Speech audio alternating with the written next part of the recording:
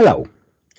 Before watching this, you should ensure that you understand the principles of the binary and other positional number systems, and that you have basic skills such as conversions between decimal, hexadecimal, and binary, as well as binary column addition. In this episode of our binary adventure, we will look into the way in which modern computers store negative numbers, all to be correct signed numbers, where the word signed means that numbers can either be positive or negative, so either plus or minus signed.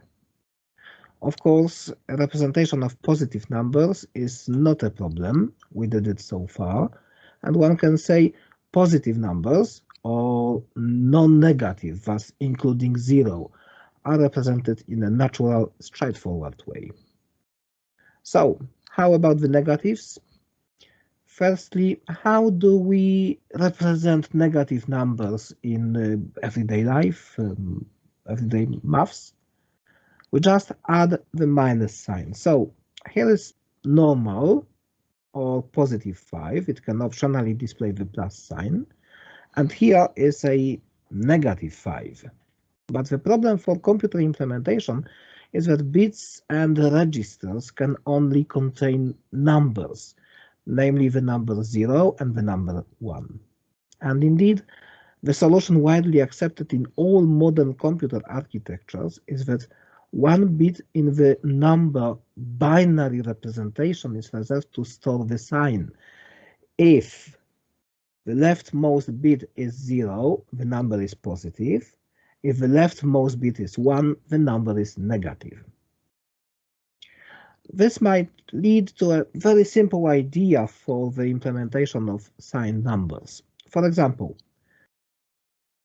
this is positive 5 shown in a 4-bit register. It is positive because its leftmost bit is equal to 0. But change it to 1 and the register shows now negative 5. Simple, perhaps, but not good at all. First of all, have a look at the representation of all possible 4-bit combinations. We start from 0, and initially numbers are naturally sequenced from 1 all the way to 7. And here we can identify the first problem. In this representation we have two zeros, namely positive, natural 0, and a negative 0. This would lead to quite a grave problem when programmed logic would have to decide whether a positive 0 and a negative 0 are equal or not. But perhaps this might be solved. The other problem with this representation looks a little bit more elusive, but in fact it's much heavier. If you look at the upper part of this, upper half of this table, numbers are ordered from the smallest to the largest. But in the lower half, it is the other way around. We start from -1 and go towards smallest values, placed further on the left on the number line. This might sound like not a big problem, but the truth is it is critical for the computer's logic systems. And there is no clear solution unless we notice that it follows the system we conventionally use to name negative numbers in real life. And, well, this system is not necessarily as good as we might think.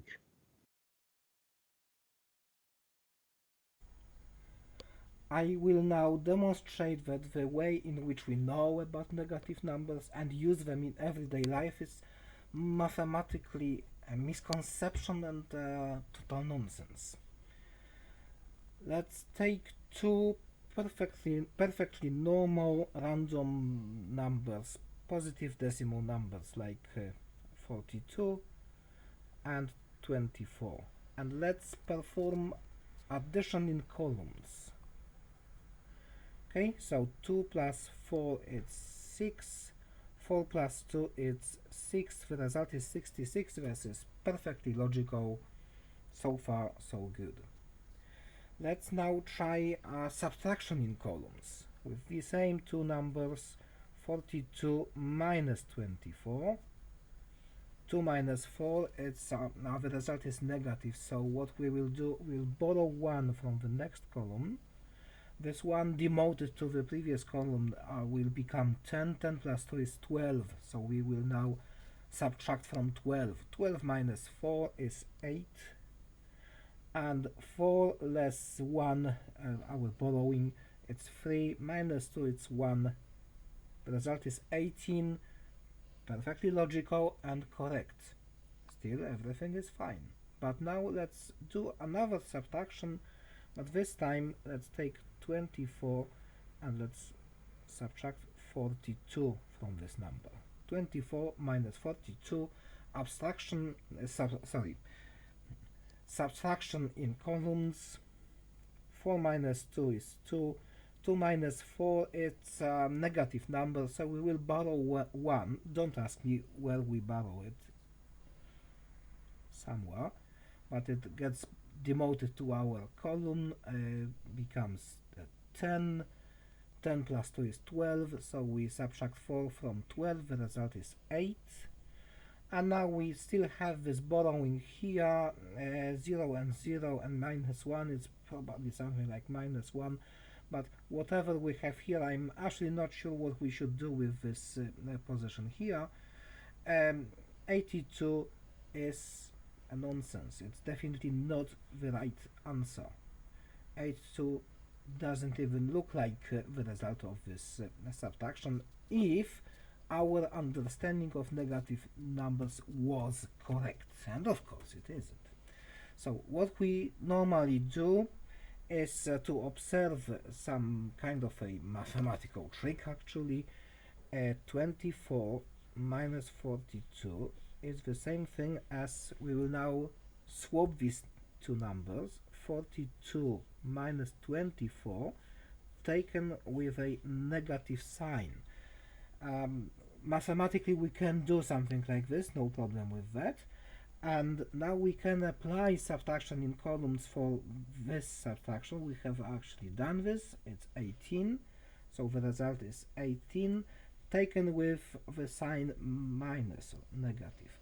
The result is negative 18, and this is how we understand negative numbers in everyday life. But please note, it's so inconsistent, because what we do is, if we are about to subtract in columns, we have to predict whether or not the result would be negative, and if it would, we have to do this additional swapping stage. The problem is that computers use internally something that is very similar to our binary adder. Of course, it's not made of paper, it's an electronic circuit, but the principle is still the same. So basically what computers do is addition and subtraction in columns all the time, and adding an additional rule like this would be a big headache. So what can we do? How can we find the proper representation of negative numbers in a computer implementation? Let's have a look at this short experiment in which we will dive into negative numbers. I will once again use a paper version of binary adder, this time with a 4-bit register, but it will be perfectly sufficient for us today. And I will create a binary representation of the number 7. It's 4 plus 2 plus 1 is 7. What I'm going to do is to subtract 1 from this number repeatedly until I get 0, and then I will continue the process naturally diving into the land of negative numbers. How to abstract 1? It's a simple thing. We will just take away the bit from the position 1 with the weighting 1. And this is how we get from 7 to 6. To go from 6 to 5, I have nothing to take away from this position, so we have to apply a process that it is reverse to what we did in the case of addition. In case of addition, when we had two tokens in one place, we would delete one of them and promote the other one to the next position. And now we will do the opposite, so we will demote the value from the next position and add another value here. And now we have something to take away. That's binary 5. Binary 4. To get binary 3, I have again to demode and add. Okay. Once again, demode and add a bit. Okay. And now I can take away this one. Binary 3. Take away binary 2. Demode, multiply, take away binary 1. Take away binary 0. And that's the great moment now. I have nothing to take away from here, nothing to take away from here, nothing to take away from here and from here, but I will take an extra value, will put it here with another one. Okay. Now I will demote one of them, adding a value here, demote this one, adding a value here, demote one here, adding the value from here, and take away. And this is the representation of -1 in binary system. Now, take away -2, demote, add, take away -3, -4, demote, add, -5, -6, -7, and -8. Let's look what we got in our small experiment. Here is a table showing all possible 4-bit combinations. We have also natural or unsigned decimal equivalent for these combinations. As in the experiment with tokens, we start with the value 7 and go towards the smaller numbers all the way towards 0. So far, our new interpretation does not differ from the natural unsigned one, but when we decremented 0 by 1, we got the 1-1-1 configuration, and this means that -1, -1, is here in our table. Consequently, -2 is here, -3, -4, and so on up to -8. This representation is known as 2's complement code and is the most frequently used approach for representing signed numbers in all modern computers. Virtually no other approach is used. This is just the way to do it. Immediately, we can spot a few things. First of all, leftmost bit is a signed bit. Non-negative numbers look exactly like unsigned, so of the entire range from 0 to 7. Negative numbers replace half of the space. Actually, this is the upper half, so from 1 to 000 to quadruple 1. These are negative numbers. A big thing, single representation of 0. There is no such thing like a -0.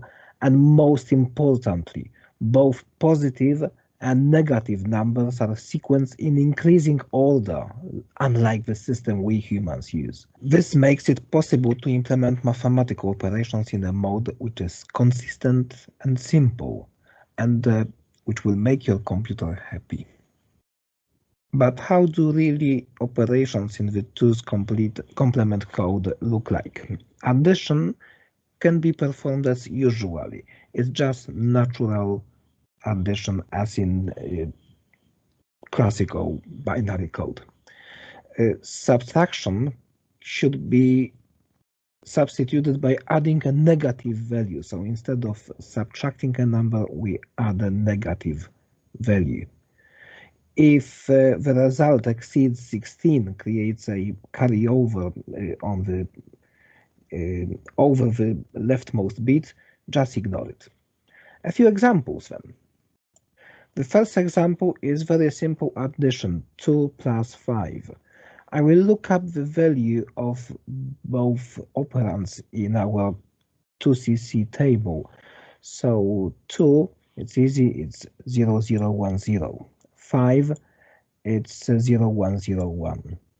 And let's perform the addition. 0 plus 1 is 1, 1 plus 0, 1, 0 plus 1, 1, 0 plus 0, 0. And once again, let's look for the result in the lookup table. 0, 1, 1, 1, it is 7. 2 plus 5 equals 7, working. The next example is 5 minus 2. I'm finding 5 as 0, 1, 0, 1, but instead of subtracting 2, I will be adding a negative value, adding negative 2. Negative 2 is 1, 1, 1, 0. Here it is. And now let's perform the subtraction. Actually what we perform is addition. 1 plus 0 is 1, 0 plus 1 is 1, 1 plus 1 is 0 carryover 1, 1 from the carryover plus 1, it gives 0. We ignore the additional carryover. The result is 0, 0, 1, 1, and we can read from the table it's 3. 5 minus 2 gives us 3. It's working again. 2 minus 5. 2 from the table, 0, 0, 1, 0. And instead of 5, we take negative 5. Negative 5 is 1, 0, 1, 1. Here it is. And performing the addition, 0 plus 1, 1. 1 plus 1, 0, carryover 1. Carryover plus 0 gives 1. And 0 plus 1 is 1. The result is 1, 1, 0, 1, which is minus 3, as the lookup table shows. 2 minus 5 is negative 3. That's correct. Negative 3, that's the final example here. Negative 3, it's 1, 1, 0, 1, plus 5. 5 is 0, 1, 0, 1. Addition, 1 plus 1 is 0 plus carryover 1 plus 0 and 0 is 1, including the carryover. 1 plus 1 is 0 carryover 1. Carry plus 1 is 0 carryover 1, but the final carryover is ignored. So the result is clearly 0, 0, 1, 0. It's 2. Again, a correct value. But how we can quickly find a negative number without drawing a lookup table? So what I mean is how to get, for example, minus 5 if I have 5, and the other way around. So to invert a number, so to get a positive from a negative or negative from a positive, we have to do two really simple operations. Number 1, flip all bits. Number 2, add 1. Flip all bits means that all 1s will be replaced by 0s and all 0s will be replaced by 1s. And adding 1 is a just binary addition of the number 1. Two simple examples. Let's take 5 and find the inverse of 5. So let's find negative 5. Binary representation of 5 is, of course, 0, 1, 0, 1. Flipping, 1 becomes 0, 0 becomes 1, 1 becomes 0, 0 becomes 1. And addition of 1, 0 plus 1 is 1, the rest remains intact. The 2's complement code representation of negative 5 is 1, 0, 1, 1. Let's now take 1, 0, 1, 1, negative 5, as sorry as as the second example, flipping all the digits, 1 becomes 0, 1 becomes 0, 0 becomes 1, 1 becomes 0, adding 1, we get 1, 0, 1, 0. The representation of positive 5 is 0, 1, 0, 1. So we have got back to the original value of positive 5. This is nearly all you need to know about the 2's complement code and representing negative or signed numbers in binary. But I have one more material for you to practice with a real-life subtraction example. I have recorded this short video a few years ago, but it covers all the main skills we have learned about binary calculations.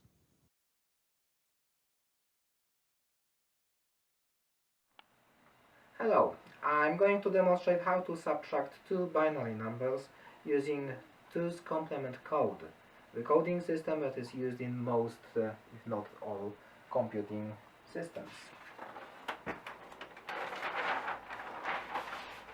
What I have prepared here to make the task a little bit easy, this is the times table for 16, so these are multiplications of 16 which we will use to convert decimal numbers to hexadecimal numbers, and I also created here a table showing the binary representation of each hexadecimal digit. Let's take any calculation like 59 minus 102. Okay, I recommend as a first step to convert this decimal operation into hexadecimal numbers. Okay, so let's start with 59. Using the timetable for 16, I can notice that 59 is slightly more than 48, but definitely not more than 64. So it's 3. The result of integer division of 59 by 16 is 3, and I need to find out what is the remainder or modulo division of 59 by 16, and this is 11. 11 in hexadecimal is b. So we have 3b minus the same method for 102. 102 will be here, so it's 6. 102 minus 96, it's 4, and 2, it's 6. Oh, 6, 6. So we have now hexadecimal representation of our operation. Converting this to binary is very easy, particularly if you have a table like this. So we go digit after digit. So first we will code the digit 3, which is 0011. 0011, and then the other digit b, which is 1011, 1011, and this is our first number. The second number, 6, is 0110, so 0110, and the second digit is also 6, so it's again 0110. But what we have here is subtraction. Subtraction in 2's complement code can be represented as addition of a negative number. So the next step is to take this number here and converting it into negative number. So we have 102 and we want to have minus 102. This will go in 2 steps. The first step is flipping all bits. So in order to find the negative, we have to flip all bits. This is step number 1, and step number 2 is to add 1. Step number 1, 0 turns to 1, 0, 0, 1, 1, 0, 0, 1, and we also have to add 1 1 plus 1 is 1, 0, so we put 0 here and carry on 1. Here, of course, are just zeros, so it's like 0, 0, 0, 0, 0, 0, 0, 1. So I remember about my carried on 1, which goes here, and I simply rewrite all the remaining digits. So this is my minus 102. To do the actual addition, I have to add this number, which is my 59. This is minus 102. I can just copy this number right below this number, 0, 0, 1, 1, 1, 0, 1, 1, and do the regular binary addition. 0 plus 1 is 1. 1 plus 1 is 1, 0. So I again put 0 here and carry on 1. 0 plus 0 is 0, plus carry, it's 1. 1 plus 1 is 1, 0, so I put 0 here and carry on 1. 1 plus 1 is 1, 0, plus carry, it's 1, 1, so I put 1 here and carry on 1. 0 plus 1 is 1, plus carry, it's 1, 0, so again I put 0 here, carry on 1. 0 plus 0 is 0, plus carry, it's 1, 1 plus 0, it's 1. What we have here is the result. This is the resultant number coded as 2's complement. Okay, so this is actually the final thing that should be done, but what we want to achieve is to decipher now this number to decimal form. Okay, so we will first start from this number, change it to hexadecimal, from hexadecimal to decimal, but before we do that, we have to notice that this result, looking at the leftmost bit, it's a negative number. If it is a negative number, we have to additionally convert it first to a positive value. Okay, so we will do it exactly as we did here, by first flipping all the bits, second adding 1. So all bits flipped, it's 0, 0, 1, 0, 1, 0, 1, 0, plus 1. It's very easy. 0 plus 1 is 1, 1, 0, 1, 0, 1, 0, 0. This group of 4 digits, it's 0, 0, 1, 0. It's here. It's hexadecimal 2. And this group 1, 0, 1, 1, 1, 0, 1, 1, it's B. B. Converting this into decimal, 2 times 16, the first digit is the number of 16s in this number, plus B represents the number of units, or ones. Okay, B is stands, don't be afraid of using fingers. This is A, this is 11, B. So 2 times 16 plus 11 is 32, plus 11, this is 43. And don't forget that what we have found out here, this is a negative number, so the result here is minus 43. I hope this is correct. If I haven't done any mistake here, this should be true. Thank you very much.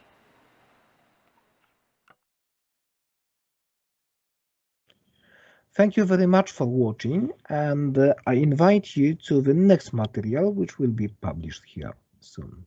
Thank you.